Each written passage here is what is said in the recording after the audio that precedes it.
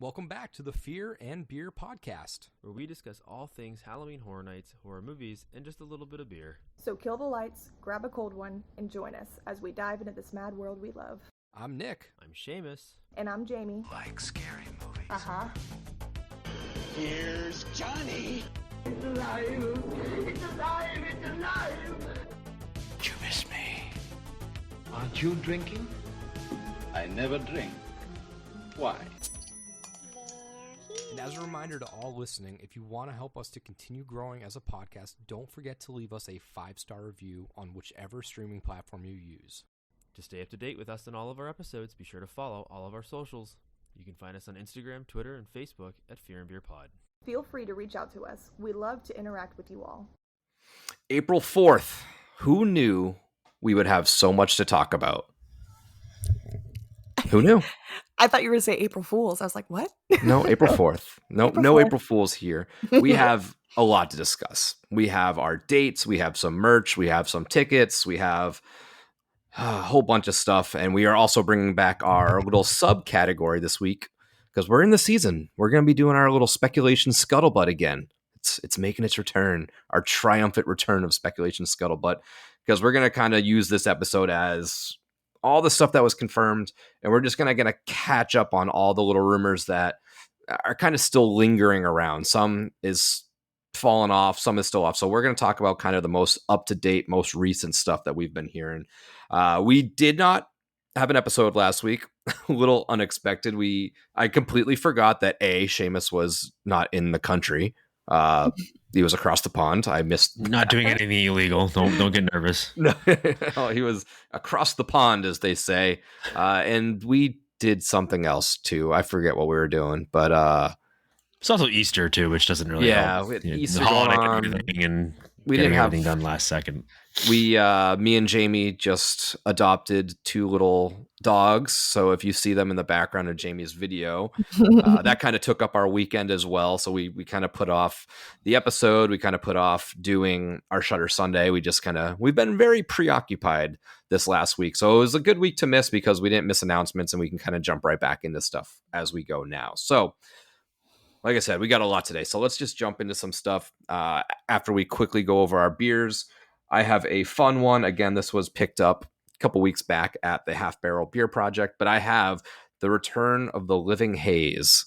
The little can art is cool. It's the little punk rocker zombie kind of people, but it is a double imperial IPA from Beer Zombies Brewing Company, a little microbrew in Las Vegas. And the details / style guide are as follows. It says, "We are back from the grave and ready to party. We dug deep and filled that hole right back up with loads of Citra and Mosaic hops. So get ready for an IPA that screams with aromas of grapefruit and citrus before that crypt cracks open and unleashes flavors of peach, fresh cut lime, papaya, and a slight piney finish." So the piney makes me think a little bit more West Coasty. But I'm excited to dive into this. Like I said, I've been on that hazy kick, and that kick continues. So let me crack this open. And Jamie, I know you got a little beer that you picked up not long ago as well. I did. I also went to Half Barrel all by myself and picked out some stuff. So Look at you. this one is called Layers. It is from Two Tides Brewing Company, and this is from Savannah, Georgia. It is a parfait sour with tangerine, strawberry, banana, coconut, granola, and vanilla yogurt. It is 7% alcohol volume ABV. And it says at the bottom to gently rock and roll can before opening. So I'm going to do that before opening. Probably It mixed the fruits feels up.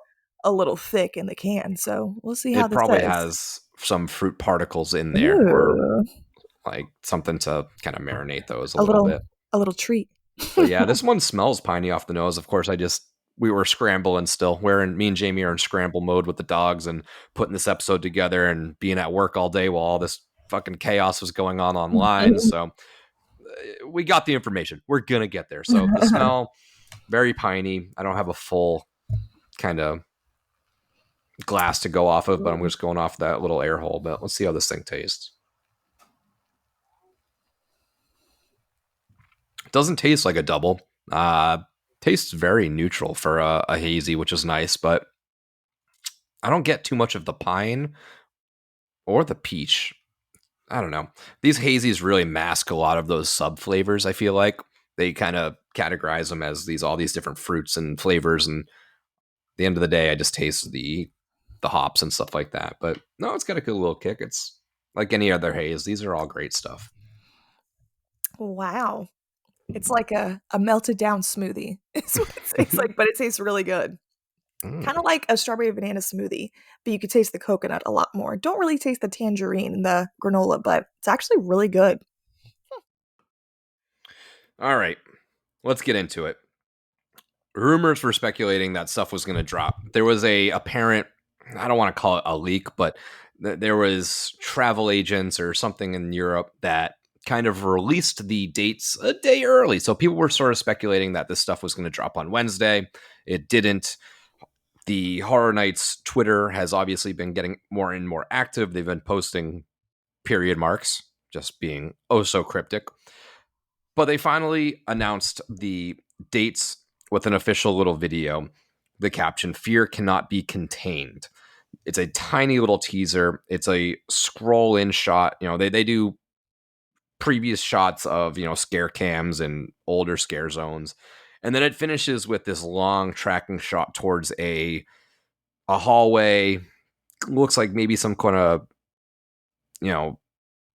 what's the word for it?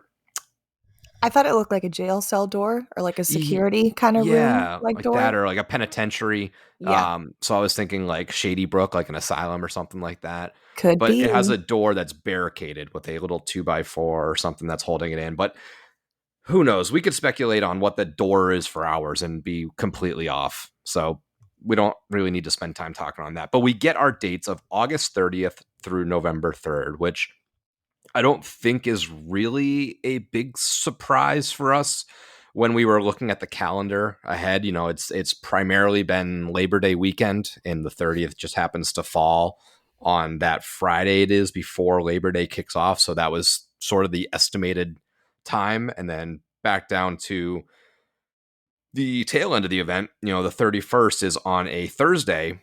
So you would obviously assume it's going to carry on through at least through that Saturday, which is the 2nd, possibly the 3rd. And we are getting all the way through that Sunday on the 3rd. So yes, it looks cool saying that it's 4 months.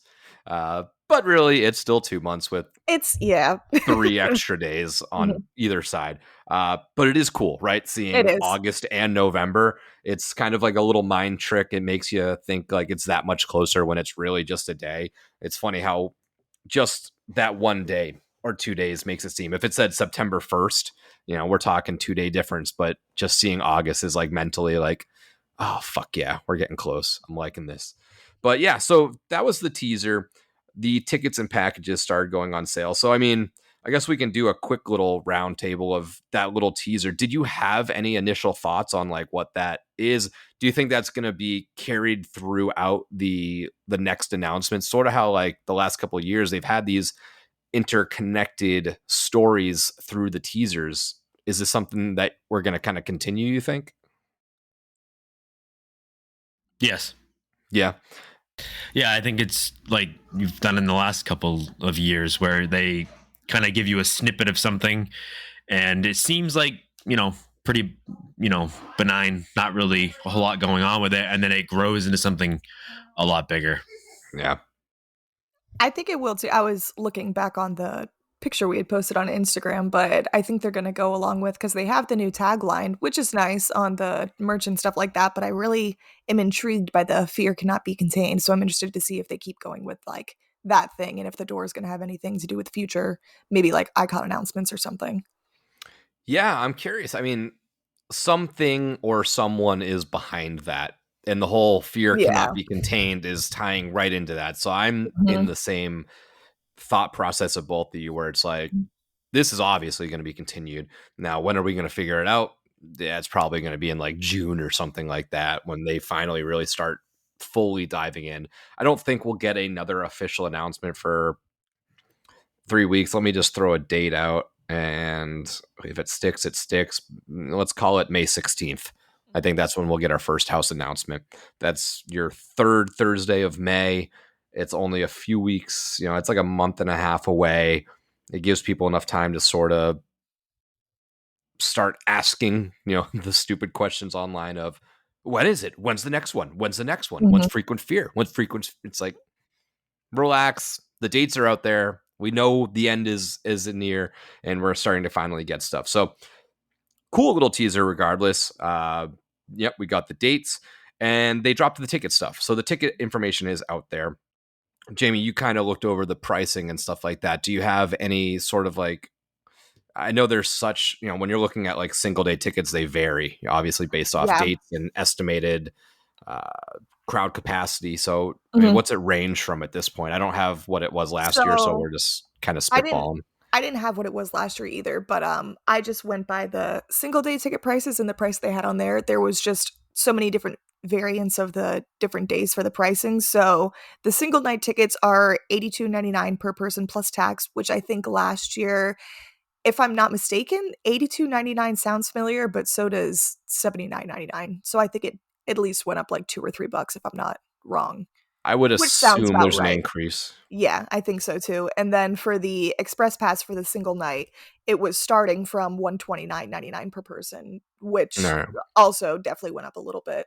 Yeah. Oh yeah. And yeah, if I had to guess, express, I think I saw a max. Like I was kind of going through different days just to see what it could possibly reach. I think it goes all the way up to $240 on certain days, whether it's probably a Saturday in October or something like that. I think the main single night tickets that I was looking at was just for the weekday nights. I think obviously the weekend nights are going to be a little more expensive, but like I said, I didn't look at every individual day. But the RIP tours, I feel like are usually genuinely or generally the same when it comes to pricing. It's starting from $359.99 per person, which I think it's usually about $400 when we've looked into it before per person when it comes to it after all the stuff. So doesn't really vary too much, but then again, that could have been for a Saturday night or a Friday night. Again, I think this is going to be more for the Wednesdays and Thursdays.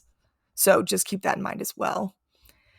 The Unmasking the Horror Tour, which is, we'll have to get into it as well after I go on the pricing for this one. So we'll talk because this one's interesting. This is interesting.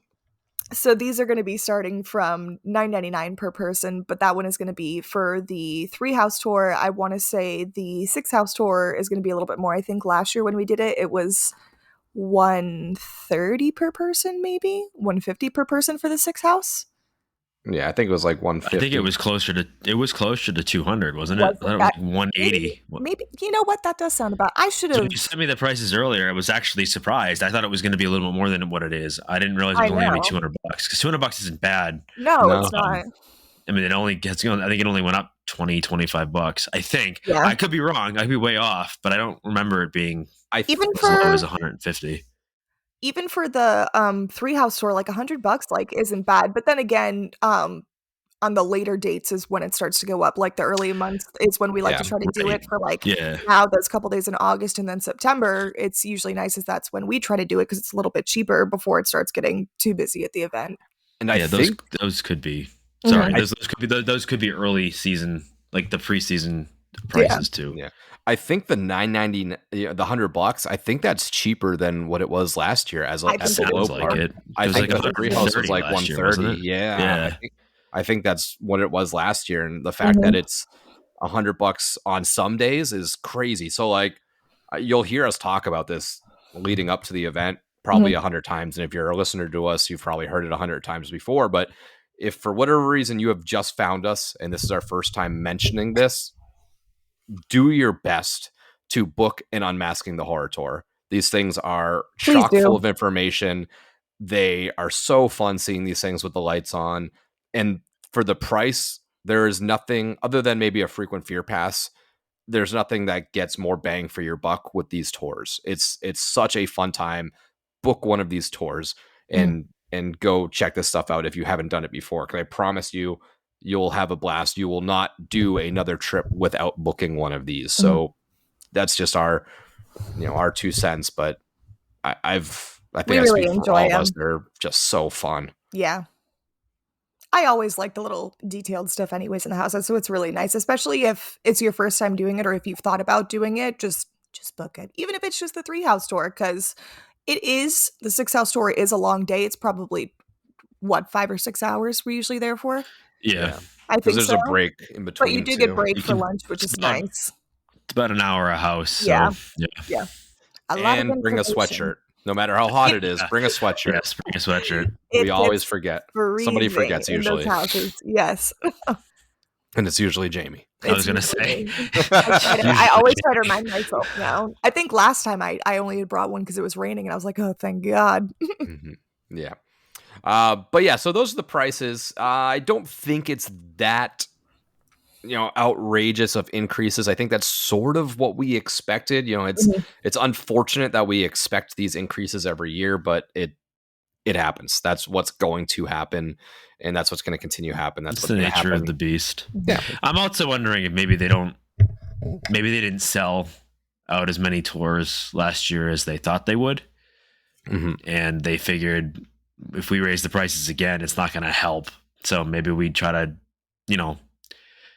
drop them a little bit or keep them close to what they were last year. So that way we don't lose anyone. But Yep. So let's wishful get thinking that ticket prices will, yeah, right. Yeah. frequent fears won't be as expensive, but Yeah. I doubt it. No Do you care chance. if I bring up one more thing too? No, yeah. Dive in. No, why not? I know they haven't announced it yet. They'll probably announce it with the frequent fear passes and stuff like that. But same thing, how we were kind of really recommending the Unmasking the Horror Tour.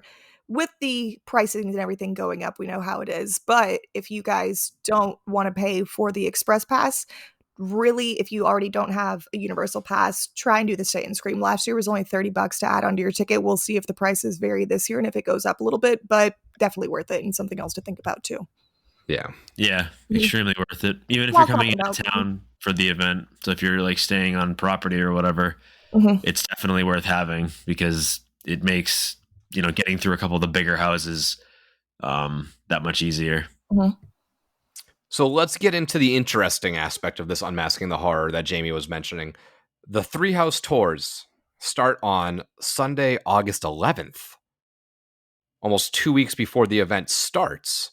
And I don't think that was a mistake. So No. it would have been fixed by now. You can still book Yeah. those. Interesting. You can do a 3 house lights on tour before the event starts. I mean, 2 weeks before the event starts. That's insane. Last year they did the little food preview, which is like a cool, fun thing that I if they did it again and it was at a fair price, I may think about doing it because Me too. it does look fun.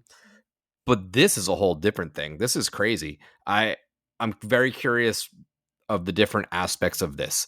Is it going to be completely phones off? Like, are you going to be able to not take any pictures? Because I'm going to be really pissed if I see pictures of these houses with the lights on before I go to the event. Yeah. If you wanted to go do the tour, that's fine, and that's your own. And I don't want to do that. I don't want to see these before with the lights on without the characters in place. I don't want to know what to expect before I go through these and like experience them in the full capacity that they're supposed to be seen in.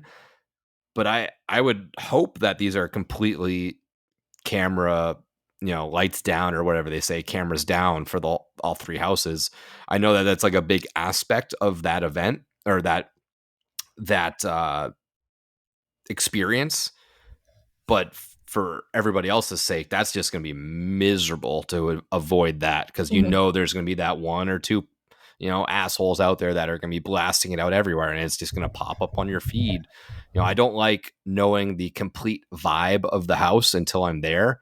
You get the titles and you have an idea of how it's going to be. I don't want to see it. What are your I want to hear what you guys think about this whole they're coming out earlier than normal stuff. I think it's weird. Look, Universal's trying to make a buck wherever they can. So I get it. If they're going to sell out, then obviously they knew something that we didn't. I don't know who. Well, I don't want to say I don't know who would, but because we know people personally that won't go through a house during showtime and will only go through a house when it's like a tour like that where you can kind of see it with the lights on. They're not being scared because they want to appreciate the house, but they don't want to do it, and have that stress or trauma of being scared. So there are people that need the tour just to experience it even a little bit. So I get why they're, why someone would do it, because what are they going to be spoiled for? They're not going to go during showtime anyways. Yeah. So that, to me, like, for most people, I don't know. I just don't know how many people out there want to go through a house with lights on without ever doing it once beforehand. Like, I guess I don't see how that's appealing, and that's obviously me, and I would assume you two probably share the same opinion. But I have to imagine it'll be cameras down the whole time. I don't know if they would allow anybody to take pictures, especially if they haven't opened it yet, and they haven't like announced that like they're opening the season early, right? Like we're not getting it like in August, right? So August 30th, but not. But we're right. We have a whole month almost before it opens, where you're gonna have people being able to go in and see the houses before they're actually on, in a manner of speaking. So I would be really, I want to say, I would be disappointed if Universal was allowing people to go into these tours before it opens and take pictures of them, because they can't control whether they go up on the internet once you let people take pictures. Yeah, so if you let out people there. go and take pictures, that's all going on the internet. So if you don't think that it is, or that you're gonna play like the, what is it, on the honor system or whatever, no one is gonna honor that. No, if you're allowing them to take pictures, they're people online. have dropped shit way before you announced it, and like you expect just normal people to go through this and not share the pictures, even if they sign NDAs, it doesn't matter. They're still gonna do it. So, I would hope that until opening night, all of these tours are no pictures taken whatsoever. It's really so. I think it's really weird that they're doing it, honestly. My only thought was maybe that with the surveys that they do in the parks towards like Horror Nights time, maybe people were saying like who don't get to actually like go to the event, they wanted it to start a little bit earlier, they want to actually see something of it. But then again, I feel like they wouldn't open it that early. And I, for one, you guys know I really don't mind spoilers, trailers, sneak peeks, whatever. I really don't mind it, because usually when it actually comes to it, when I'm seeing it, I tend to forget the You're a gist of it present shaker. anyways. Yeah. You are a present shaker. No. But I think even this is just too much for me, you know? I feel like Horror Nights is one of those things when it comes to like spoilers per se, I guess. I do like going to the parks when they start putting the props up for the scare zones and stuff like that, and going around seeing that sort of stuff during the day. But I feel like going in and actually seeing the house and all those little details, that it just makes it a better experience to go in the house before doing something like that, I think, because you get to see it and then see all the little things you mixed, and then you could go do another run of it and being like, oh, I remember that from the tour, blah, blah, blah, all that kind of stuff. So I feel like it's really weird. I don't know. Maybe because it's hard. Go ahead, Nick. Sorry. I'd say that's an interesting thing you brought up too, because I didn't even think of that. Mm-hmm. But it is so similar to the Scare Zone props being out there and us like seeing it early. So I get that. But for people that haven't done these tours, they're very in depth in saying, this is where the scare comes. This is why we put this scare here, so we can distract you here and get you over here. I don't necessarily want to know that versus Scare Zone. It's sort of more just scenic and like props that were like, you know where the scares are going to come in the Scare Zone anyways, right? They're going to be behind this barrel. They're going to be here. They're going to be just walking around in the crowd. There's Seamus's cat. It comes out just like that and goes, Go check out our YouTube page. You can see Seamus's cute cat. But yeah, so like there's similarities between the two, but the psychology of it and where these scares are coming in particular, I don't necessarily want to know that yet by going through those houses. And those early ones are $99.99. It's $100 if you want to go through. So it's interesting. I'm very and there's Seamus's cat. Sorry. Cat butt. Yeah, I don't know. This is really interesting what this is going to do, right? I almost want to call in and ask them, like the booking line, like are you allowed to take pictures on these tours? Because previous tours you can take pictures in certain areas, just no video. But yeah, no video. But being that this is before the event actually starts, is this going to be allowed? I don't think that's an answer they'll know at this point. I don't think that has trickled down all the way. Maybe I'll tweet to Universal and ask them if they have an answer.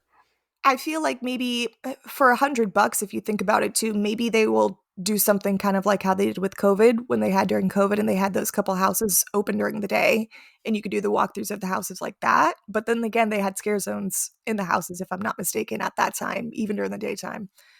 But I really don't know. It's scare a weird thing. Or scare actors, I'm sorry. Yeah. During the daytime, you could do full runs of Tooth Fairy and Brides. Like there was actual actors and stuff like that. Yeah. This is just an unmasking. So like they're not going to staff these during those.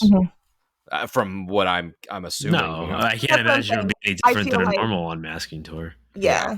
It's just it's a weird route that they chose to do it. So it is weird. Yeah. Yeah. And like it's extremely weird. And what's interesting for me too is these are going to be, I'm assuming, all locals. Like if somebody's going to travel down here for Horror Nights, they're not going to travel down 2 weeks before to be the first one just to travel home to travel back. They're not going to come down here for 20 something days. I mean, I can understand kind of where Jamie was coming from when she says like, there might be people that like aren't going to be here for the event and they're coming down like in August or whatever. But happen to be here, yeah. And happen to be here and just want to be able to see the houses because they can't come back for the event. I guess I get it. But at the same time, we're going into year 33, event 33. Like, if you don't know that this exists, like it's kind of on you not preparing for that. Like, and look, I'm not trying to like poo-poo people's vacations. Like, people have things going on, people have families, people have kids. Like, they can't just take a week or two or a weekend to come down here and go just for Halloween Horror Nights, especially if you've got young kids, because a lot of times young kids don't go to the event because they can't handle it. So I get that, but at the same time, it's kind of like it's weird. It's just weird. It's weird to want to do a behind the scenes tour or something you haven't seen ahead of the scene. You know what I'm saying? You know what I'm saying? Like, it's just strange to me. And I guess to each their own. So if you're planning on doing it and you have a reason to why you want to do it, no shade. Like, I totally am down with it. It's just, I wouldn't do it. That's just me, I guess. Yeah. I want my first run, or I want my first visions of these houses to be seen how they're supposed to be seen with, lights Showtime. here, fog here, it's fun to go see that stuff with the lights on, but after the fact. I just don't want to spoil it for myself. So I hope that it's fully cameras down, not to be like, I hope you guys don't get the full experience, but if you are allowed to take pictures, they are going to find their way on the internet. That's the only thing. Like, that's just it. Like, and to be honest, for anyone, I mean, again, I don't know how many people listening to us would do it, but if you do plan on going to it before the event starts, just be cool. Don't take pictures, even if they allow you to. And if they do, don't post them. Don't post them. Take them. Just don't post them. Yeah, because people like us aren't going to do it, and we don't want everything to be spoiled. And unfortunately, because of the nature of this beast, we are perpetually online. So we'll come across it at some point, and I don't want to be spoiled. I will publicly shame you. I will call you. He will. Out. He'll do it. I am one of the most petty people in the world. I will find your profile. I will find something you truly love, and I will make it my mission to infiltrate whatever that is, figure out some sort of spoiler, and spoil you. I will do that. Nicholas I will do that. Parabically. Yes, I will do that. So, Parabically. If you don't want to be spoiled on, the next Marvel movie or the next, whatever book, I suggest you do not post pictures of these houses, because I will find out what you love and ruin it for you. Nick hates spoilers. I told somebody, I remember back in the day, that Dumbledore died because they made me mad. I spoiled Survivor for him the other night, and he got really upset. Snape kills Dumbledore. Yeah, she spoiled not even like a winner. She spoiled just like who got voted out on episode 3, and I was so mad. All right, that moves along from the tickets and all that stuff. Let's talk about the stuff the logos and the merchandise. So let's start with the logo. This is a little bit different than what is on the shirts. So if anybody wants a reference, or if you guys want, it's in the chat that I sent, but it is that it says Universal Studios Halloween Horror Nights. It has a 24 spray painted as the 0. It's sort of like cutout lettering. It's got the green skull for the O in Halloween. It's got this cool little lightning bolt. It looks like it's all like these circles with neon colors and stuff like that. I don't know. I love this. I love this stuff. I love this logo, this design, this like punky graffiti stuff. The only issue I have with this is I know they want to put the years in stuff now. I wish that said 33 instead of 24, because now it makes me think of Horror Nights 24 when this is supposed to be Horror Nights 33. Yeah. That throws me off a little bit. I know they put the apostrophe there and the 24 and stuff like that, but I don't know. What do you guys think about this logo? If we're both all looking at the same one, I like the logo. Yeah, I don't hate it. Honestly, it's nice to not have "Don't Go Alone" again. Yeah, like right. Never go alone. See you in the fog. It is different, which is always nice. Is to see something different. I'm not wild about it though, just because it does kind of feel a little word vomity. Like this is all different ideas all slapped together, and I don't like it when it's not super cohesive. But that's just me being a snob. But I don't hate it either. Like it's cool. It's giving me a little bit of Beetlejuice vibes. Mm-hmm. I don't know if maybe that's just me. 90s. Yeah. Green. Is it green? Is there some green in there? Because like it kind of gives me some of that black, white, green Beetlejuice type vibe. Man, it's given me Blink-182, Green Day. That too, yeah. 90s punk, grunge. Like, now I don't. This is not a confirmation that it's 90s by any means. Even 2000s. This looks very. We'll get into the shirt in a second. But this is very like Hot Topic-y, early to mid 2000s, late 90s punk. Like, I don't know. I'm in on it. I'm in on it hard. I really like this. I like. Right now, I really like it. If this has nothing to do with like the overall theming and it's just like a design, then I'm a little bit less on it. But if this is some sort of indication of what we're going to be seeing, I'm in on it. But yeah, I had another thought on it and I completely spaced. But yeah, I think it's really cool. Oh, that was my thought. Seamus, would you be more into this? Because this whole spray paint stuff, would you be more into this if this was any sort of clue or reference to a Graveyard Games-esque house or Graveyard Games sequel style house? Yeah. I mean, I would be more inclined to like it, I guess. I don't know. I don't think it'll change my opinion on how much I like the logo, but at least it ties into something. And plus, I mean, it'd be great to get a sequel to one of the best houses ever. So yeah, that'd be cool. And it's been, we've had time at this point. At this point, it's been enough time to, I'd say, revisit. So let's get into the merch then, because that logo was kind of different than what we got on the merch. So let's start with the biggest hot ticket item, which is the t-shirt. The bright orange t-shirt, Where Horror Lives, lime green spray paint with these like very punk West Coast infused images. We have like these little cutout newspaper looking skulls. We have some palm trees. We have a little pumpkin spray painted. We have an eyeball as the 0 for the 2024. It's colors. It's in your face. It is not black. It doesn't say never go alone. It doesn't say see you in the fog. I don't know. I know this has been divisive amongst the Twitter community. In under 12 hours, you're either for it or you love it and you hate it. It's completely divisive. But it's so funny how this is just every year the first merch drop. It is a huge just fucking battle online. And what's funny too is like the last few years, it's always been like, oh, it's the same thing every year, blah blah blah, and they finally read something different. And people are pissed that it's different. This I is not a get it, black yeah, t-shirt. it's like, again, I'm not entirely wild.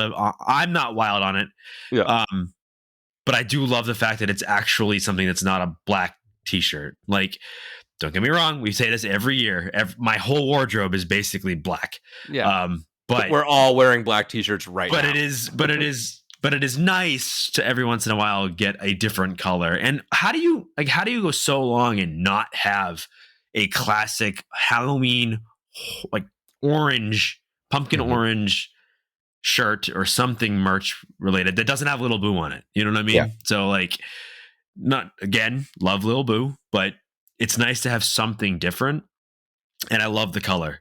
I'm just not wild about the design yet. It may grow on me. I don't really like the whole spray paint aesthetic thing that they're going for. It almost to me kind of feels like someone's like typed in a chat GPT, give me cool, I don't know, graffiti-esque horror shirt. Punk rock skulls. Yeah, and like Search. it's like one of those like you walk into a tattoo shop and you see like all like the generic bullshit on the wall. All the flash art. Yeah, that like they don't actually want to do, but people walk up the street and ask for it. That's kind of what it feels like. I think there's more ways they could have done something like this that wasn't just where horror lives, two skulls, and the fucking arch of the theme park. Yeah. Like that to me, that's lazy. But then again, I'm not a designer, so take my opinion with a hunk of salt because clearly I don't know a whole lot. But I have to say, I am still happy that it's orange. Yeah. And it's not just another black t-shirt that says never go alone or whatever. Yeah. So it's good that they're changing some things up. Well, personally, I don't think I own any piece of orange clothing in my wardrobe. So it's tough because if I was to ever buy this shirt, I would never wear it. That's the thing. I feel like I have that with a lot of like past years for Horror Night shirts though. I just buy them just for the hype of it because I like buying shit and I want to have the shirt just to say I have it. And a lot of them I don't end up wearing, but I still keep for keepsakes and whatnot. But it's the design, the logo, I didn't mind. It was more so just the color for me that I wasn't a huge fan of. Maybe if we could get like a purple or like a dark green, or like I think I saw you post on Twitter, Nick, that an aqua would have been cool, or in one of the comments on Instagram. That would have been nice. But orange just really isn't my color. It's not about me not really liking the shirt because I do like the design. It's very Florida based, very Orlando based. Like it screams Orlando, which is just funny to me. But and I don't want to hate on the people who designed it because obviously it was good enough to make it on a shirt. But I feel like now, just like over the years, seeing the different merch drops that they do, I feel like now they just intentionally drop what they think is going to be the least desired thing. Because I think last year the first one was the Last of Us shirt, like the plain white shirt with the which I didn't on the buy. side. Well, that and I think the original one was the black t-shirt that just said "See you in the fog" and it was blue and it had like the that one in one. the background. Yeah. Very, very. And the thing is too, like, I just want to reiterate what Jamie said. My opinion is not me shitting on the designer or whoever made the shirt. So don't take this as like I think you terrible work. It's just I feel like it's maybe lazy was the wrong term. It's too safe. And I think some of that comes from Universal. Like they're like, hey, this is our tagline. We need something that incorporates the tagline. Don't go too wild with it. It needs to kind of be what it is, where this is our tagline. This is Horror Nights. This is the event. And that's going to be our like event shirt for the year. Like this is what the event shirt is. It's not going to be all of the different stuff. I like the tagline. I honestly, the more really I think like about it, the more we're talking about it, the more we're thinking about it. I think it's the archway that I don't like. I hate that they just took the Universal archway and they just plastered it on the shirt and said, "Yeah, Universal Horror Nights," and it's like that's why it's like it's very Orlando. That to me is lazy, and that's why I think like the designer was basically told you have to incorporate this in it. So figure a way to make it work. It's a very touristy shirt. Yeah, not in a bad way. Not in a bad way, but it's like if you get that shirt, you're like, yeah, I went to Halloween. So you know what this feels like to me? We're all we're avid concert goers, right? This is like the this tour is the shirt. concert I was at shirt. Like this is the tour shirt. Yeah. I was at one of these 40 shows. Yeah. I'm cool. Like that's what that's what that says to me. And again, nothing wrong with that. If you're someone that goes to shows and buys tour shirts, I'm not throwing shade at you. Like, it's fine. I get it. Like, you want to have a keepsake from the thing you went to. No big deal. But that's what this gives off. This is the vibes it gives to me. It's just like, that's what it is. It's like, hey, this is for the people that come to the event and they want something to say, I was here. And that's what this is. So, which is fine. Just do something. I mean, I don't know. I just feel like taking a picture of your arch and slapping it on there. Yeah, that's the one thing. I'd rather have the Horror Nights with the 2024 with the eyeball expanded and the archway, if it has to be there, shrunk down or something. But this shirt gives me, this is a shirt, if you saw me in high school, freshman through senior year, I was probably wearing a shirt that was like this. Yeah. This is a PacSun shirt. This is Billabong. This is Burton. This is Quicksilver. This is Hurley. This is mid 2000s, early 2000s, late 90s. Which is not cool because I don't PacSun. like the fact that the decade that I truly grew up in is like now a meme. I don't like that. Yeah. I'm not ready for that. But this is what I do like the pumpkin. It's PacSun. It's yeah, PacSun. it is. You're right. It is. It's all those mall stores we shopped at. And yes, this could be leading towards a 90s event. I think the more we talk about it, I'm slowly being convinced that that's probably what this is maybe not specifically like a 90s 2000s event, but a lot of the theming is going to be more 90s, more 2000s. We've done the 80s, we've done some of that stuff. We're now going a little bit further in time, which is cool. I'm totally down for it because again, that's the era I grew up in. So yeah. I do like I do like the pumpkin on the corner on it. The more I look at it, I don't like the palm trees either. The palm trees are a weird addition, but it does look like there's like a little negative space pumpkin. But that's so Jamie, I'm glad you said that because I was gonna also say that I think that maybe we're getting different shirts for each event. So maybe Hollywood's a little different than Orlando, which I don't know they if get they've done different before. stuff. Yeah, they get different stuff. Yeah, so like it obviously like again it leads back to that. This is the concert tour shirt because I went to Orlando Horror Nights. This is the shirt that says I did. So again, everyone's going to buy one. I'm buying one for sure because I love orange and I need another orange shirt. Are you guys really? If I can get my hands on one, I will try to get one this weekend and buy one. I kind of like the tumbler. I like the cup. So let's do before it's a flat brim hat though. I may be buying the hat because there aren't too many flat brims anywhere. So I like that. I like the hat a lot. So yeah, I don't know. I really dig this shirt, and I think I like it more than I should, just because I'm getting in my head that this is alluding to the overall theme, which again, completely unconfirmed. But when you're literally putting out merch that screams a certain era, it would be weird to completely shift, take a left turn, and not at all address that fact at some point. So I don't know. I'm really into this. Let's get into those other little merch items because they did. You just mentioned it, the hat and the tumbler. The hat looks like a little black. Is that like a flat brimmy kind of hat? It says "Where Horror Lives." It's got one of the skulls, Halloween Horror Nights. It's got the eyeball, which just reminds me of the Neversoft logo from Tony Hawk. From Tony Hawk. That's what I was thinking. Yep. Or is there also Twisted Pictures with the little nail that comes through? Yes, for the Saw movies maybe or whatever that's from.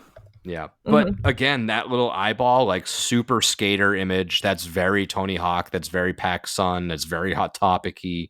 It's fitting a vibe. So I like the hat. And tumbler, same imagery pretty much. It's, on your normal steel color tumbler with the archways and that splatter, almost like trash polka style art if you're into that tattoo style. But I don't know, I know that again this was all very divisive, and if you look at the mannequins that they're on, they're wearing like purple fishnet arms, they're wearing black tall boots, they're wearing ripped up skinny black jeans. I mean, this is like Warped Tour Horror Nights. This is what I've been waiting for my whole life. Yeah. So I can't imagine that they would have I can't imagine they would have this style of merch and have it mean nothing. And not do something with it. Yeah. I can't. I Yeah, can't it's see it. funny. It almost gives me like Neversoft vibes. Tony Yeah. Hawk Pro Skater. That's Like, Yeah. all the shit that I grew up with, that we grew up with. So, yeah. I mean, look, I think you're right. I think if that's kind of the route they're taking, then I'll like that stuff a little bit more because it fits the aesthetic. I mean, I won't be super wild about it if it's like that, but then like the event has nothing to do with it. But yeah, very curious to see how this kind of unfolds. So, but if we get a FNAF house, that's very Chuck E. Cheese, very, very 90s, 2000s. So, which I have to watch that movie tonight. So we're done recording this. I'm going to go watch that movie. I'm not going to like it, but I'm going to watch it. But yeah, so that's sort of our main segment right there. That's all the absolutely confirmed stuff, right? We're in that middle for sniffling. I know, me We're too. in It's that middle okay. of the season right now where there's seemingly a rumor around every corner. So let's get into for the first time this year, our official Scuttlebutt. Speculation Scuttlebutt. Random rumors around the internet that we found. Friend of a friend told a friend that said they saw this one thing, whatever it may be. Stuff that we've probably talked about in the past, but up to this point, let's address some stuff that maybe if people haven't been listening, we can catch them up on. I think the most, let's go with the top two. The top two, confirmation is a bad term. I think the most, what people think is most likely at this point is Ghostbusters and A Quiet Place. I think those two are the ones that are more likely than not at this point, based off of conversations amongst online people, stuff like that. Ghostbusters. I'm personally, after now seeing the movie, I think leaning towards the fact that it would probably make sense to have it more of the new movie at this point. We've had Ghostbusters at 29, I believe it was. Just off the top of my head, I'm pretty bad with like remembering who, what, when, and where, and why. But that was primarily Ghostbusters 1, but there were some ghosts in there from Ghostbusters 2. There were some ghosts in there from the remake that happened in mid to late 2010s or whatever it was. So I don't think it would make sense to go right back to the original OG stuff. So I think it would make sense to kind of do this whole Frozen Empire. It can change the landscape a little bit. It's got some interesting characters. The whole Frozen aspect is a different aspect of Ghostbusters. You still have those legacy characters that show up. So you still have, the Bill Murrays and stuff like that. What are you guys feeling with Ghostbusters? Is this something that excites you? Is this like kind of indifferent? I mean, this is a draw. You put Ghostbusters out there and it's a draw, 100%. It's just, it doesn't matter if it's New Empire, Frozen Empire, Afterlife, whatever the movies may be. If it says Ghostbusters, it's like Field of Dreams. If you build it, they will come. If you put up Ghostbusters, people will show up in droves for this thing. So I think Ghostbusters is pretty much a lock at this point, if I had to guess. Mm-hmm. I feel like it's nice to always have that at least like one nostalgic house. Like, even though I'm not the biggest fan of Ghostbusters in the films per se, it was a really fun house when they did have it at 29. And even though I haven't seen the movie yet, I'll obviously watch it before the event if it does come. But I would be interested to see how they would do it. And like you said, Nick, how the first one was kind of primarily based off the original film, but a couple different ghosts and stuff. I wonder if this one would be strictly off the new film or if they would still incorporate a couple Easter eggs from the older ones. But yeah, like you said, it would be a good draw. I would prefer this over some other different IPs that we might possibly get. So yeah, I'd be down for it. Yeah, I don't think it's wild to think that it could make a comeback. It's a popular movie. Mm-hmm. New movie came out. They've got plenty of time to put the house together if they haven't already started. So I don't think it's incredibly out of the question. I'm indifferent towards it. Like, it's not one of those that I'd be like, oh yeah, let's go. But at the same time, I wouldn't be like, oh, that sucks. It's a waste of a house. So I could go either way with it. I don't really care. I I think that as long as it's not just another Ghostbusters house and it's more geared towards the new movie, I think it'd be better because at least it's relevant. It'll bring in more of a crowd. People, not just old heads who love the movie, the original movie. It'll also bring in a lot of younger, people, and it'll kind of have somewhat of a draw. Because the thing is we need more than one house to have a stupid wait this year. Yeah. Yep. Because when you have one house that has a 2-hour wait, it sucks because like you never get to do that house unless I'm just not doing it. You get lucky, or you wait 2 hours, which none of us are going to do. So we need houses that kind of balance each other out and keep the weights somewhat the same. Yeah. But yeah, you know what? If you're gonna do it. Great. I'm okay with it. Yeah.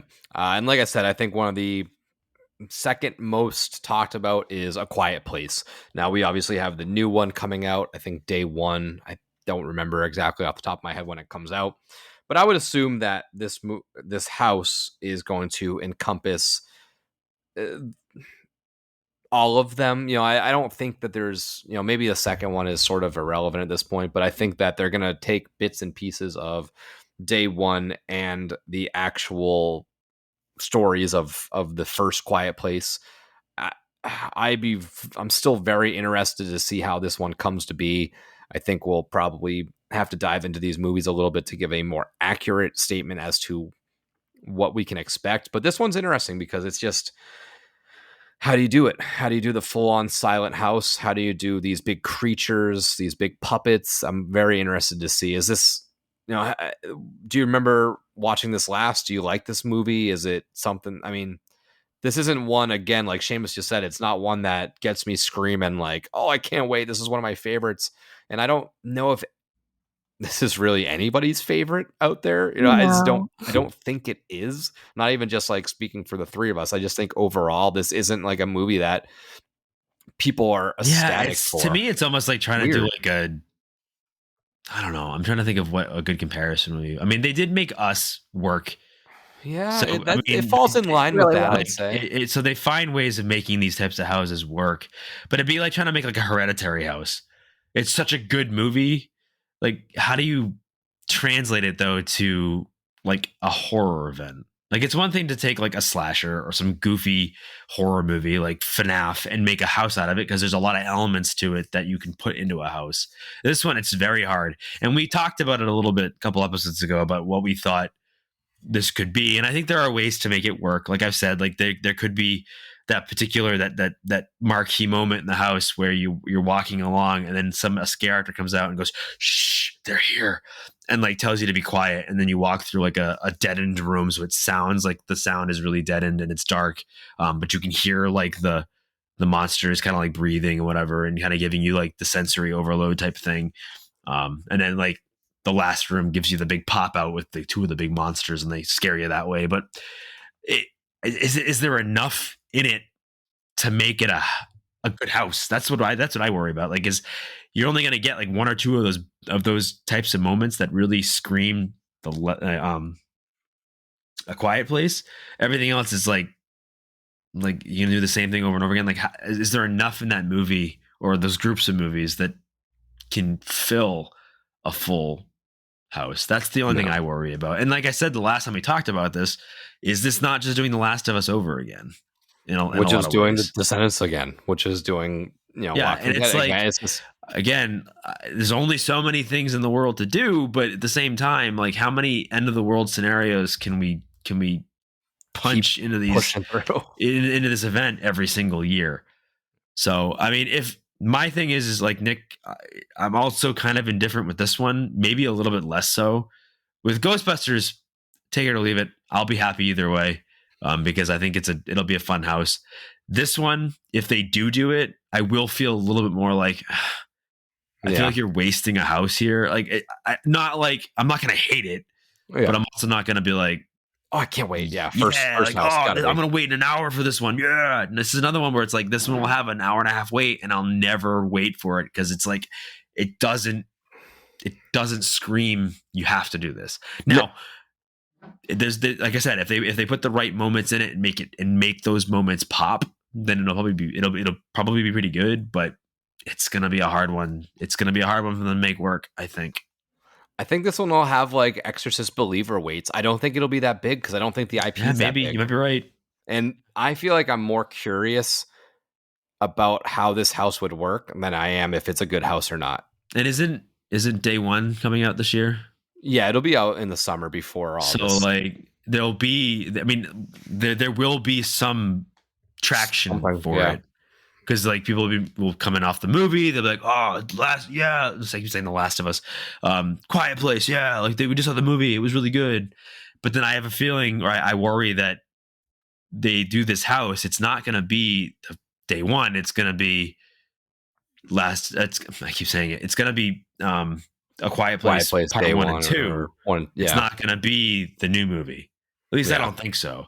If they do the new movie, I may even be like more disappointed, because it's like, how do you not do the movie that started the whole thing first? Yeah. I think what they should do is chronologically, right? Like you have to have some scenes of Day One where it's the attack. People can be yelling. People can be screaming, probably. Yeah. And then halfway through the house, you can realize like, oh, you're going to be quiet. And then the big climactic scene is there's chaos, noise is happening, and the things come out. But Jamie, like have you seen these ones or? No, I was going to say, I feel like I really can't put too much input in on this okay. one. I've only seen the first one. I haven't seen the other two. I haven't even seen the first one, but I've said it plenty of times before. I'm just not really a fan of the whole post-apocalyptic thing when they overdid The Walking Dead, but now I kind of actually enjoy The Walking Dead. But same thing you were saying, Nick. I feel like they've just kind of gone on that train with Descendants and The Last of Us as well. And kind of like how you said, Seamus, with The Last of Us, I did that house one time. The lines were just so long. I just didn't really have that desire to do it more than I wanted to do other IPs and other houses and stuff like that. And I kind of feel like that's how it would be if A Quiet Place did end up coming. I would do it, obviously, just to see it, and I would watch the movies before just to see what the whole vibe would be. But personally, I just don't think it would be a favorite of mine if they did bring it. Yeah. Yeah. So let's get to another thing that I have on the Speculation Scuttlebutt just to kind of catch people up. Nightmare on Elm Street. That has been heavily rumored. I haven't seen it gain more legs, and I haven't seen it die down. I think it's still on the board as probably the second biggest draw or biggest draw. So Nightmare, I mean, we've talked about it before, so we can just quickly go over it because the next three are newer topics. So Nightmare on Elm Street, obviously, it's a very welcome addition to Horror Nights. Back again. It's been a minute. You know, we've been stuck in the slashers of Michael Myers, Chucky, Leatherface the last decade or so at this point since we've seen something different. So obviously a very, welcome return for the Boiler Room Man himself. But both of you, I'm sure, are probably ecstatic over this more so than the other two. Mm-hmm. Yeah, definitely much more exciting. Definitely more excited for something like this. This would be one of the ones that I'm like, yeah, let's go. Like this will be a good one. I will wait. I have a feeling this will be the first announcement we get. I'm still pretty confident that this is going to be one of the houses.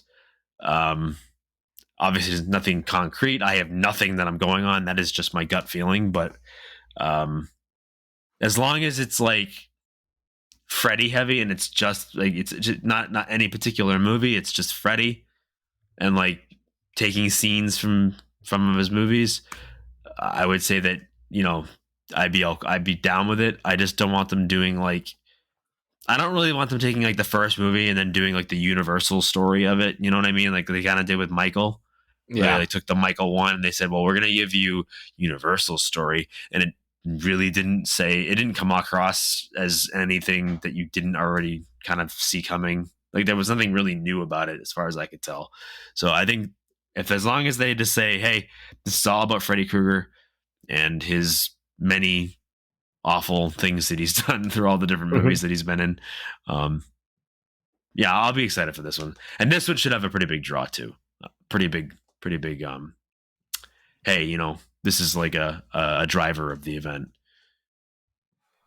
Yeah, I feel like if A Nightmare on Elm Street came, I was going to tell Nick after we recorded that I actually wanted to watch one of the Nightmare movies. I've been wanting to watch them the past couple nights, but I feel like it would change. We're all on Netflix now. I know, right? It would change the whole trajectory of the event for me. I feel like I haven't these last couple of years haven't been as excited for some of the IPs and the bigger names that we've had as much as I like the original houses. I do really like the IPs because I enjoy seeing those movies and films that I love made into a house. So it would be super fun to have a Nightmare on Elm Street, especially since, like you said, Nick, it's been quite some time since we've had Freddy back.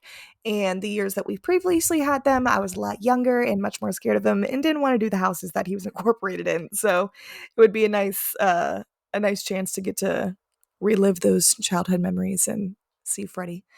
But I definitely think this would bring more of a draw than A Quiet Place and maybe even Ghostbusters. I feel like it's tough with Ghostbusters because it's such a well-known and well-rounded movie for not just horror fans, but fans in general of 80s movies, kind of nostalgia movies and stuff like that. So, but I think A Nightmare on Elm Street would definitely be the big ticketed name for this event if it comes. Yeah.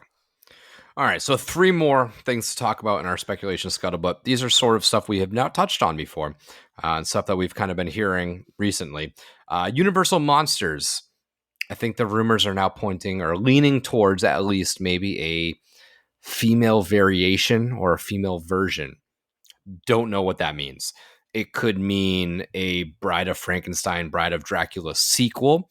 It could be focusing on Brides of Dracula or Daughter of Dracula. They have the Abigail movie coming out, which may or may not influence it. I don't really think it's going to influence it all much because there is actual Daughter of Dracula storylines. This could be completely other female characters, Invisible Woman or something like that, not the Fantastic Four version. But a interesting thing that would be fun would be if they did a Victoria Frankenstein, which is a character that they're going to be using at Epic Universe. And this is the last Horror Nights before Epic opens. So it would be a good little introduction to that land and her as a character. What do we think about this whole...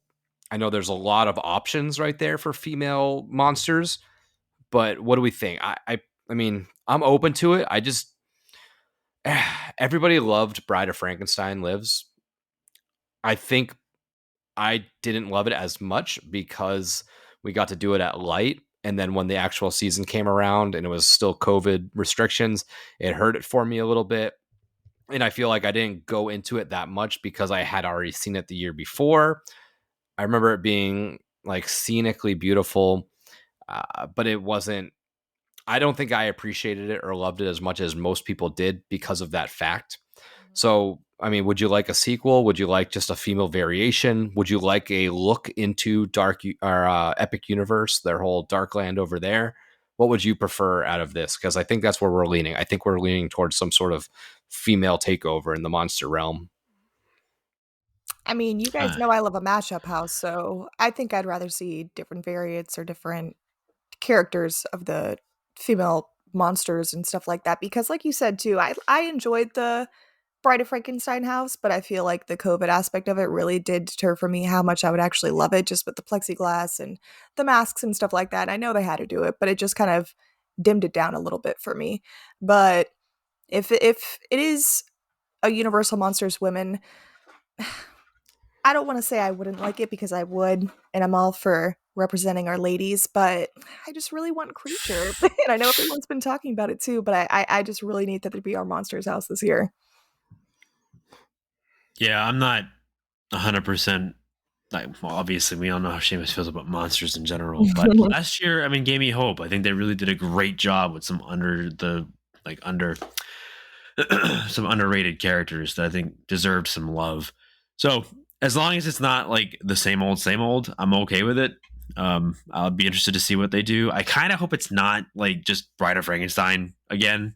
Yeah. Like I'd rather them do something different, find some other characters that we had never heard of, or even if you created some like of your own female versions of some monsters. I'm sure that would piss off some people in the fucking community, but fuck those guys. Otherwise, like I think, yeah, as long as you do something a little different, I'm okay with it. And just because it's different and it's not the same thing every year. And maybe the rumors of Dracula, maybe that pushes, they heard vampire-y Dracula stuff and they went Dracula, but maybe it's Bride of Dracula or... Yeah, and that's fine. They haven't really done her, but they haven't really done a whole lot with that. So Yeah, as I'd long be as more it's open to that than Dracula. right than just Dracula himself pulling the strings. He's the puppet master. Like, yeah, I mean, I'm okay with that. So, Yeah, I mean, and we're not alone about wanting Creature. I put out a post on yeah, I Twitter. want a Creature. So I put a poll out on Twitter, and we had 160 votes, and 68% of people said that they wanted Creature for the next, Universal Monster House to be centered around him. So we are not alone in the Creature love, I'm but glad. it doesn't seem like it is pointing towards that way. Another new little rumor that has kind of surfaced: Insidious. That's my That was really interpretation of good. the string tones. Hasn't been at the event since 27. It had its own standalone house at 25, and it was part of a Horrors of Blumhouse house at 27. Mm-hmm. We had The Red Door, which came out, I think, last July, so we've had a horror night since then. I don't know if this means Insidious 1. I don't know if this means Insidious as a whole. If I had to completely guess, I mean, I'm feeling good about Insidious being at the event because I think it is at this point sort of a staple in horror. I think it's past the point of unknown. I think people that know about horror obviously know about Insidious, but I think people that might not be so in tune with horror still know about Insidious. I think it's pretty mainstream. It's been around for a while at this point where, I mean, the first movie came out a while ago. It's like 14 years at this point. Yeah, it's been a while. But I think, I mean, the perfect spot, I think, is Fast and Furious. Put it in that little split tent. You could do Insidious 1. You could walk through that. And then the part 2 could be in the Further. You could do some split like that. Split it between real life and the Further. The instances in the house before we actually reach the Further, and have that transition be the Further. Just my thoughts. I'd be very open to having Insidious back. 25 was my first year. I did Insidious. Back then I only did Horror Nights one night. I do not remember the house.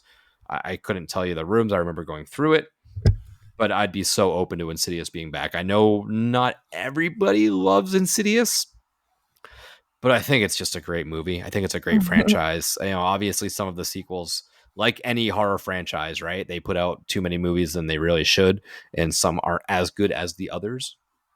But I love it. I really love this. I love the score. I love the imagery. I love the villains. I think it all works cohesively. James Wan's kind of a mastermind at this stuff, and it's just I'm very open to Insidious being there. It if you don't like the movies, I get it, but even watching the movies, you have to admit this thing is just made for a house. Mm-hmm. I mean, we were watching it the other night, and the whole time we were just like, man, like, this is just so good. Yeah. And I feel like it's one of those movies, too, that it still holds up even for being almost 14, 15 years old. It's scary. Even watching it and knowing just where the jump scenes are coming from the first one and everything like that. It's scary. It gets you. Yeah, the first one's really good. Obviously, like you just said, not every sequel works because they're trying to stretch a story that shouldn't be stretched over like 4 or 5 movies. But whatever.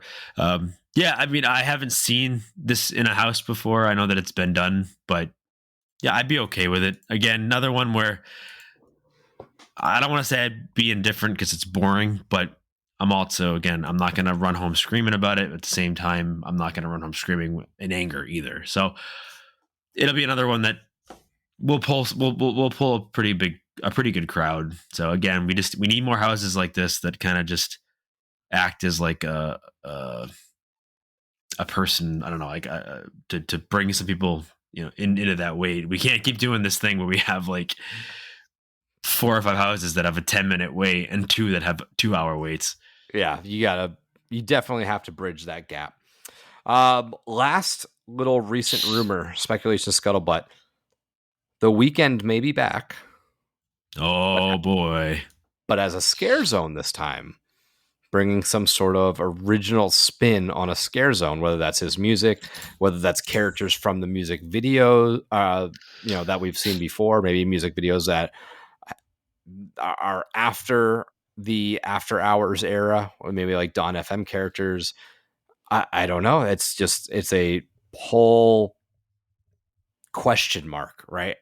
We saw how Rob Zombie did his Hellbilly Deluxe scare zone. I'm all for a weekend scare zone. I think the biggest aspect of his house was the quote unquote, as the new kids say, the vibe. If you made this a zone, this is the vibe zone. And if you take just characters from the house and put them in the zone and blast his music, that is just like promotion on promotion on promotion. You're going to have people on social media. You're going to have everyone tagging this. You're going to be able to take pictures of these people during the event versus the house where you can't take pictures during the house of these characters. So this is like, I saw some people kind of debating amongst each other, the Weeknd wouldn't relegate himself to a scare zone. He needs to be a headliner house. He has to be a headliner. I was like, okay, so apparently you're, best friends with Abel and you just know what he wants. No, honestly, a scare zone is probably better promotion than a house because the amount of videos and photos that you are going to get just smashed out onto the internet is tenfold of what people are going to take of a house because you can't take a picture or a video inside of a house. I'm sure people do, but you can't, and you're not supposed to. Now, I'm sure people took pictures of the outside. That's great. But the amount of promotion that you'll get if you have weekend characters walking around in costume with the glasses on, and you have like those lizard people, or you have the, the nurses walking around with their, whatever weapons they had. But if you have them walking around a scare zone, no, the scare zone is a better promotion for the Weeknd. I don't see any reason to say the Weeknd has to be a headliner. He said so. He didn't say so. Shut up. You didn't talk to him. Yeah, shut he up. already had his shot. And again, I'll say it again, everybody. It ain't that serious, man. Like, trust me, most of these dudes, most of these like artists that do something with the event, they're fans of the event first. Like a lot of them don't just do it because, oh yeah, I'm gonna get so many more views if I do Universal. The guy already has like 20 million followers and like 15 million listens, and or probably more than that. But like the point is that he doesn't need the additional views that Universal is gonna give him. He's doing it because he enjoys it. Yep. He goes to the event as a fan. That's why Billie Eilish was gonna do it because she's a fan of the event first. So yeah, that argument's stupid and doesn't hold water, and you're silly if you actually hold that particular view. And if you do, we can argue about it. I love to argue at the Weeknd. Trust me, I've got friends who know that that's the case. Yeah, so like that's a stupid argument. If Universal was like, hey, we want to use your stuff again, if you wouldn't mind, like, we could do a scare zone. You could have, come out and we'll figure out where we want to put it. You can kind of give us all your ideas and we'll make it work. Yeah, I don't think he cares. I don't think he's like, oh, I need a house. Blah. Like, yeah, no. I doubt it. So, do I think it's going to happen? No. I think it's just that. It's scuttlebutt. But if it's true, I great. I think that's what I think a lot of scare zones kind of need to be. Like Nick had a good word for it. Vibe. It just needs to have a vibe. Have the music going, have the lights going, have the characters from his music video going. Because that like you said it already. That Rob Zombie scare zone, that was a blast.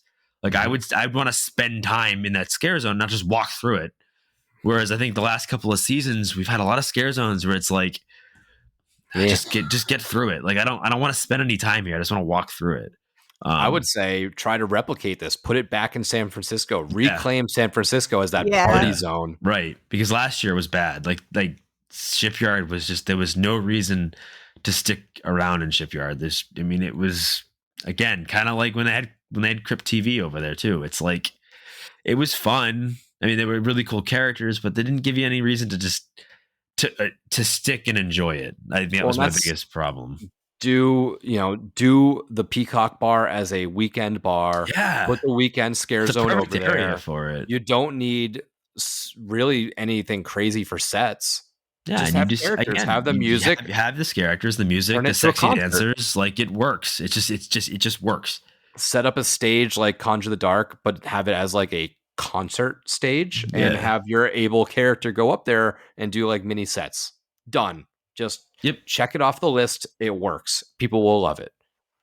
Jamie, thoughts on what do you think about the Weeknd? You think this is actually gonna, come to fruition? I think you guys kind of covered it all, but I gotta agree with you. I think this would definitely be the fun scare zone. It would definitely be a vibe. Anytime they incorporate music in a scare zone, I think is just so much fun. I loved the Rob Zombie scare zone. I know they've done past houses and past scare zones with musical artists before, so I like that train they're kind of going on with that. And for as many people, when The Weeknd had his house and was a house, for as many people that kind of like talk shit about it, I think the hype of it still lived up. And even me too, I wasn't really that excited about it, but after doing the house a couple times, it was actually really good and I really enjoyed it. So I think it'd be really fun to have a scare zone. And like you said, Nick, too, it would definitely get a lot of traction. People are going to be taking pics, taking videos in that thing like there's no tomorrow. Puppy. Like, yeah. Just remember waiting in line for that to the house, and both of you can attest to Waiting in this. line was fun. Waiting in line, and everyone was just singing his music and singing along to the songs. Like, just take that and go, yeah, this easily could work as a house. And you give him a special drink, so you can get like, you know, a themed drink to his zone. You sell it at the Peacock Bar, and it's right there. And you actually, I think, you can make more use of that space too. Like, because we kind of felt like the Peacock Bar last year was going to be like, that was going to be the vibey, everyone wants to hang out, there's going to be music playing, and it really wasn't. It was kind of like hidden out of the way, and they only sold the same stuff you got anywhere else. So if they were like to incorporate that in with the Weeknd's scare zone and kind of make it a whole big thing, I think that could be like your dance party. And again, that something like that should be used to kind of bring some of the crowd. And I'm not saying like make it so like it creates a hazard or like it blocks, you know, a bottleneck or anything like that. But I don't think the zombies scare zone really created a bottleneck very much either. And I think it was fun to kind of be there because they had props from his music videos, they had the music going, and it gave you something to kind of want to hang out in. Because unfortunately, we've said it before, a lot of scare zones suffer from the fact that they don't get New York, because New York is the best area for a scare zone as far as anybody's concerned. It's a big open space. You can put a whole bunch of stuff in there, and people can kind of stop and interact with the characters, interact with the set pieces. So outside of that, if you use like San Francisco the right way, like they've done before, that could be a good scare zone. It's not going to create just a natural bottleneck like unfortunately the wooded area does, Central Park or whatever. And then, you know, unfortunately, like I feel like they could do more with Hollywood Boulevard, but it's just hard. I don't know if it's the lighting or whatever, but like they struggle a lot outside of like Graveyard. Like they struggle quite a bit with getting something to work there. But yeah, if you put the Weeknd in any one of those three locations and just make it a party, make it a party vibe, it's going to work. And I'm poo-poo to anyone who says otherwise, because really, you don't have an argument. You just don't. There's no argument you can say that says, oh, that would be stupid. That wouldn't work. You don't have an argument for that. It's just, you just don't want it because you don't like Weeknd's music or you don't like his vibe, or you just don't like, you know, you don't like horror. His fans, or he's not horror, or this, that, the other. It's like, it doesn't matter, especially with a scare zone. It doesn't have to necessarily be, you know, horror related. It doesn't have to be like about a horror movie. It doesn't have to be like, you know, your traditional tropes. It can be something like The Weeknd, and you make it work. His house worked. The scare zone would work just as well. And we were kind of talking about it earlier, scare zones and stuff, and I wanted to bring it up then. I'm going to bring it up now. Scare zones aren't about the scares. No, they're not. Anyone that says, I got scared in the scare zone, it's because you're the type of person that would get scared in the scare zone. They're not about the scares. They're not. Like, you can see them coming a mile away because there's nowhere to hide. But what makes them fun is that it's out in the open, it's open air. The scare actors are really, really good. You get a really good a view of them and their costuming, the music, the sounds. There's a whole bunch of things that go into it that make those enjoyable, that isn't about scaring. Like, nobody gets scared in Vamp 69. No one gets scared at Sweets. No one gets scared, you know, at Conjure the Dark. But the reason you stuck around in those scare zones is because they had things there, elements incorporated in it, whether it was music, lights, stage show, set pieces, that made you want to stick around and hang out. Like, that was the whole point. That's the point of the scare zones. So anyone that says like, well, it's not going to be scary, that's a stupid point, because it's not about necessarily Being scared. Scares. And I know that's going to piss people off. I cannot wait until you post this tomorrow and people fucking freak out about. I have specific names that will fucking say something on social media and come at me, bro. Because, like, I'm telling you, it's in the name. It's Scare Zone. Okay, fine. It's a cute name that kind of rolls off the tongue because it's Horror Nights. And my wife is yelling at me. I can already see it. It's like, you're getting worked up. But it's true though. Like it's not just about scares.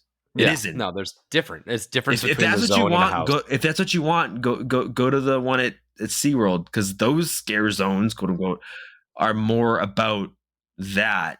Yeah. I feel like the scare zones here aren't necessarily about that. If you want the scary stuff, go in the house. Mhm. So I don't know. I don't mean to get worked up, but you're talking about the arguments that they have about the weekend. I know I'm so sick of hearing it because it's like, it's like a flashback from when we did all of our oh stuff my for God, 31 or whatever it I was. can't. Like, it's not an argument you can make. No, it's not. It's completely. It has no legs, right? You just can't. It doesn't. It doesn't have any legs. It's like but were you okay with Rob Zombie's Zone? And exactly, why? and Why? it's exactly No it's the difference. exact same thing. It's the same argument that I made when they made it 2 years ago when the house was there, and it's the same thing. I'm like, you didn't complain when Rob Zombie had a scare zone, did you? The same only with thing I could say is that Rob Zombie has created horror movies. That's the only thing I would say that people would put as an argument. Is that So they That would say argument doesn't hold water because it doesn't mean anything, because it wasn't based on those. it wasn't based on his horror movies. It was based on his music. all of his music though has always had like horror elements to it though too. And I would argue that which is Weekend good. says too. No. I could say, yeah, I was going to say that there hasn't, but I will concede to you that Rob Zombie definitely puts more of the tropey shit in his music, because that's what he is. Rob Zombie. I mean, he's literally named after a horror character. The Weeknd is a little more ethereal, a little more mind game, more a little Obscure. thriller, like obscure. Like Yes. this is Which his I love psyche too. when he wrote the Yeah. album. And again, that's more Seamus. Like Nick and I have had these arguments where, like, I'm more of the give me the weird esoteric shit that people don't really think about as horror, because that to me makes me feel something more than, guy in a mask killing a bunch of girls. Like that to me just doesn't. I like some of it because some of it's just brings me back to being a kid and experiencing horror for the first time and that sort of thing. But The Weeknd, I think, gives you some more of that. Like, it's not specifically horror. it's different. But it's a still style. There's a lot of style to it, a lot of different things that you can interpret a bunch of different ways. And look, his house wasn't perfect. I would never say that it's a perfect house. I still think it's a great fun house. It was a good house. Fun, and it was a vibe, and people enjoyed it. So, like, I don't see how him having a scare zone tarnishes that in any way, because I feel like the people that like arguing like about him needing a house, like he only works if it's a house, those aren't the people that were complaining about the house. Those are people that liked the house, that think that it's beneath him to have a scare zone, which I think is also a stupid argument. But yeah, I think having a scare zone is, obviously when you're a quote unquote headliner house, you get the announcements, you get all this stuff. Yeah. But if you think that The Weeknd has a scare zone and they're not going to drop a huge announcement for it, you're Of mistaken. course. Because that'll be he'll have a right up t-shirt there. again. He'll have all the stuff. Yeah. 100%. All right. Well, I think that wraps it up for speculation scuttlebutt. Man, it's been like a year since we said that. I know. And that kind of wraps up the episode too, because we had so much information come out today. But quickly before we get out of here, horror movie of the week. Jamie mentioned it earlier. We kind of dove back into the Insidious franchise a little bit, just kind of in hopes that maybe it comes and it holds up. It really does for me. I love it. But did you watch anything different, Jamie? Not a horror movie per se, but today on my day off, for any fans of Donnie Darko out there listening on Tubi, I didn't even realize it came out in 2016. They have a documentary kind of about the making of Donnie Darko that I watched today. It's about an hour and a half. It was actually really, really good. I think it's called Dos Ex Machina. I'm probably butchering the name of it, but it was very interesting. It was with the director Richard Kelly, with some of the actors from the film. But yeah, I feel like I haven't really watched too many other horror movies other than Insidious the other day. We've been kind of busy. Seamus, you watch anything? I did in the last couple. Actually, Yeah, I did watch a couple of the different movies. I have been, for my readers out there, I have been reading. I finished volumes 1 through 3 of Books of Blood by Clive Barker, and I'm just about done with volumes 4 through 6. If you're a Barker fan, you know are all about it already, but they are his groups of short stories that kind of got him big, but he wrote back in the mid 80s. But they did have a Hulu specific movie, like a Hulu special movie or Hulu exclusive, based on the first, well, I don't want to say the first volume, but loosely based on the Book of Blood short story that is in this volume, and then partially the last story of this book. Not the greatest movie, I will put out there. There are elements to it that are enjoyable, but there are elements to it that are goofy, and you will laugh because the acting is to be desired, I guess, in a lot of ways. But there are some. I mean, there are some good aspects to it. Some of the acting and some of the it's actually, I guess you could consider it a anthology movie more so than like a full straight just like single storyline. So it takes like a couple of his stories and creates like an anthology about it, but they connect in some way. And the shorts, sorry, not the short, but the anthology titled Jenna was probably the best of the three, the best acted and the most interesting story. But you know, without going into too much detail, if you're a Clive Barker fan, it's worth watching. Obviously, Pinhead is his big one, or I shouldn't say Pinhead, but Hellraiser, which was the Hellbound Heart, which I've also read. If you haven't read, it's a good novella. But yeah, and actually, fun fact: the second of the two books, this one, the short story Forbidden, is what they based. Oh, hi, puppy! Oh. It's what they based Candyman on. Oh, so for anyone that didn't realize, Candyman is actually a Clive Barker character. One of my editors that I write with for Macabre met Clive Barker recently at a convention a couple weeks ago. Yeah, he's been kind of like he hasn't been in a lot of public things. I think he's like just lately gone to a couple cons, and I'd love to meet him once at some point because he is one of my favorite horror. Everyone ropes him into like the horror genre, but he writes a lot of like fantasy stuff too, fantasy and sci-fi, and like that. I don't know. He's just a great author, so I don't want to spend too much time, dwelling on it. But yeah, so Books of Blood on Hulu if you so choose to watch. And then I also tried to watch another one based on one of his short stories called Dread, and it's terrible. Don't watch it. Yeah, don't watch it. It's a horrible movie. Good short story, horrible movie. Yeah. All right, well, that wraps us up here for this week. So, and we're just weeks away. We're going to be starting to get more and more and more stuff every week. So it's really heating up for sure. But we'll be back next time. But until next time, this is Nick. This is the weekend's number one fan, Seamus. This is Jamie. Happy Haunts. It's Halloween. I guess everyone's entitled to one good scare.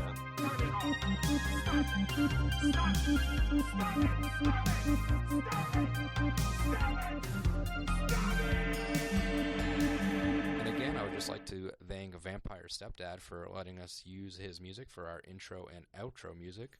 So if you would, just go check him out. Spotify, Facebook. Again, that is Vampire Stepdad.